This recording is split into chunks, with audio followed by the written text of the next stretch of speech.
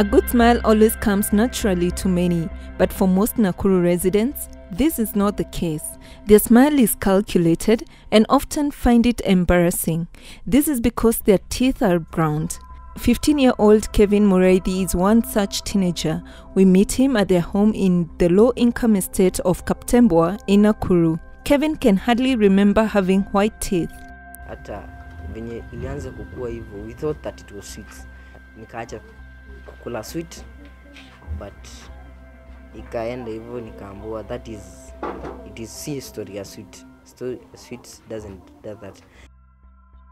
The Class 8 pupil at Ngata Primary School suffers from what is known as dental fluorosis.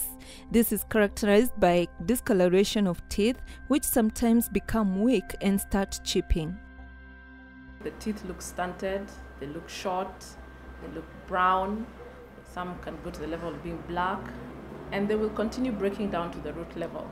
So for that purpose, a person can't smile, can't chew well, and once they have to continuously lost and chewed up down to the root level, then there's really nothing much a person can do. Kevin's problem is as a result of consuming water with high fluoride levels, which is common in Nakuru. A lot of fluoride in water has been known to cause dental and skeletal fluorosis, which is weakening of bones. Fluoride is one of the minerals that we have in water, and it's quite useful for actually hardening of our bones and our teeth in conjunction with the calcium mineral.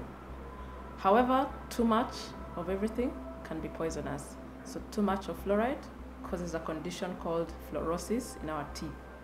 This also causes some level of fluorosis in our bones. The Nakuru Water Company is charged with providing clean and safe drinking water for Nakuru residents. We asked the Managing Director, John Cheruyot, why the story seems different. The fluoride is mainly found in groundwater. It's found in groundwater. You cannot find fluoride in surface water. What I mean by surface water is water which is in the rivers. Water which is in the rivers. Those ones, they are exposed, and you'll find the fluoride levels being very, very low. So our aquifers have fairly low fluoride levels. And what we do, the water which is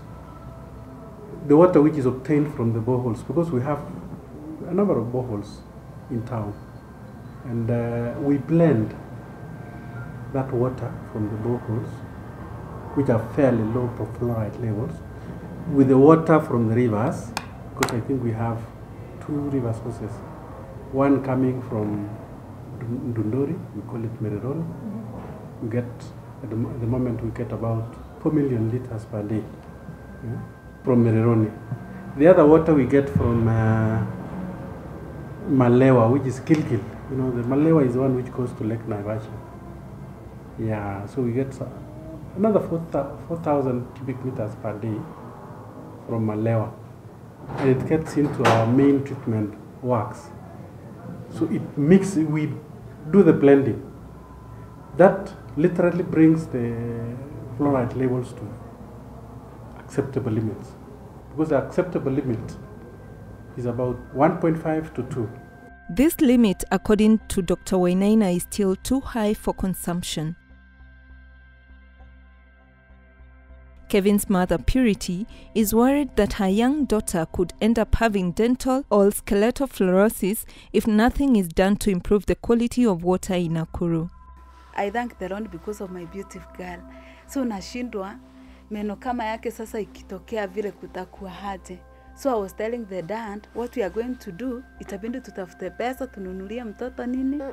Maji. Kama sio hivyo unaona tunakimbishana na maji ya mvua sana. Unaona, ndio sasa treat tupe mtoto kama huyu. Kuna stress sasa njoo ni mpaka tutafute maji ya mvua, na wakati hakuna mvua lazima tutafute pesa ya kununua maji.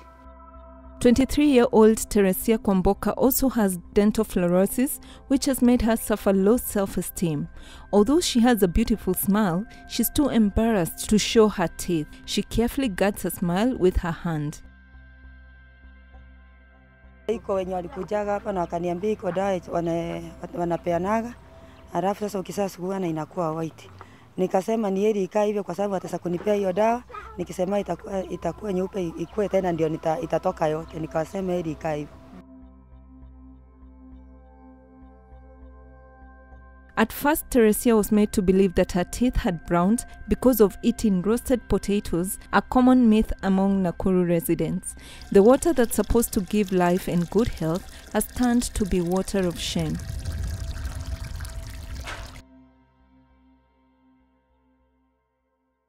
Patients don't feel any level of sensitivity, but because of the discoloration and the chipping, the teeth don't look good, so they have poor aesthetics and they provide low confidence for the patient. Business people have taken advantage of this, and signs like this one are common in the streets of Nakuru and even in public service vehicles.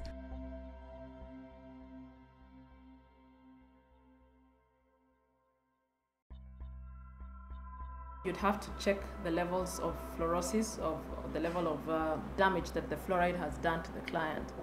Sometimes if they're just spotted stains, those we can whiten using a process called bleaching. With bleaching, we give you some chemicals that we call, it's a bleaching agent.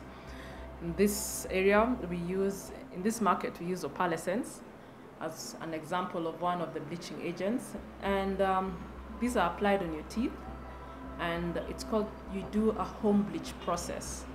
So you apply it every night for a period of 21 nights, and the stains go. There's also a system that we use called laser. These are for higher levels of staining, where you come in office, we shine a laser light on you, we apply the bleaching agent, and we allow this to work for about 2 hours, and you get the desired results. However, we only recommend laser bleaching if it's really excessive staining. However, some stains will not actually respond to bleaching. And for that matter, and especially when they're disfigured, we actually advise them for crowns or for veneers. A veneer, if you know what a table veneer is like, it's just a top coating. So it's a tooth veneer would just be an enamel coating on your tooth, and we shape it to look just like your tooth, and it sits there permanently. A crown does the same thing. It sits on the tooth, covers it like a cap, and gets the proper shape. And veneers and crowns provide good color stability. They don't ever change, and that's the way forward in the treatment for people with high levels of fluorosis. Costs of whitening vary depending on the bleaching agent.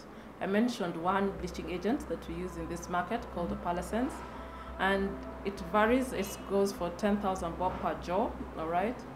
The veneers go for 15 to 20,000 bob per tooth. The crowns, 18 to 25,000 bob per tooth. The Nakuru Defluoridation Company under the Catholic Diocese of Nakuru is trying to end this problem by encouraging Nakuru residents to defluoridate their drinking and cooking water through a technology known as bone char.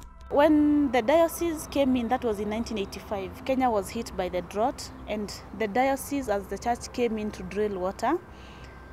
And where we are sitting, we are a compound where we have the drilling section. That is what was started.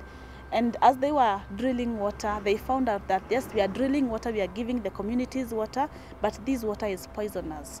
Poisonous, I'll say it's poisonous in quotes because it had high levels of fluoride. The bone char comes from the word charred bones, so bone char. And we buy raw bones from cows, sheep, goats. We char them at temperatures of 500 for 10 to 12 days. Then we crush them. We then clean them, and then they are dried by natural sun. Then that is what we call bone char. Esther says the reason for using bones is because they're rich in calcium and phosphorus. This makes them attract the fluoride and capture it so that the water flows out without fluoride. We design filters in a way that we pour the bone char inside, and the water will pass through the bone char, then get out of the tap. And the moment they get into contact with the bone char, the water now, it will just be attracted. The fluoride is just attracted, and the water flows out of the tap free from fluoride. She says the bone char technology can tackle high levels of fluoride from above 1.5 per part per million to 15 per part per million. We encourage people to bring their water samples to the laboratory to analyze after every 6 months, so that they can know when the water passes the 1.5 mark, and then they can change the filter material. The Nakuru Defluoridation Company has designed filters that can be used at household, institutional, and community levels. We are defluoridating water for drinking and cooking. The Nakuru Water Company will defluoridate water at the treatment works, then supply this water through pipes. We are Kenyans, and when this water reaches our taps, we are using it for washing, feeding, irrigation, so we shall be treating water for the wrong reasons. But there are other equipments, very expensive equipments, which can be used. But I can tell you those ones are very expensive. Which ones are they? Okay, it uses a bit of is it reverse osmosis and high class technology, which is very, very expensive. Yeah. About how much would that cost? For example, if you want water for maybe half Nakuru, it will cost. It can cost up to 800 million, 1 billion.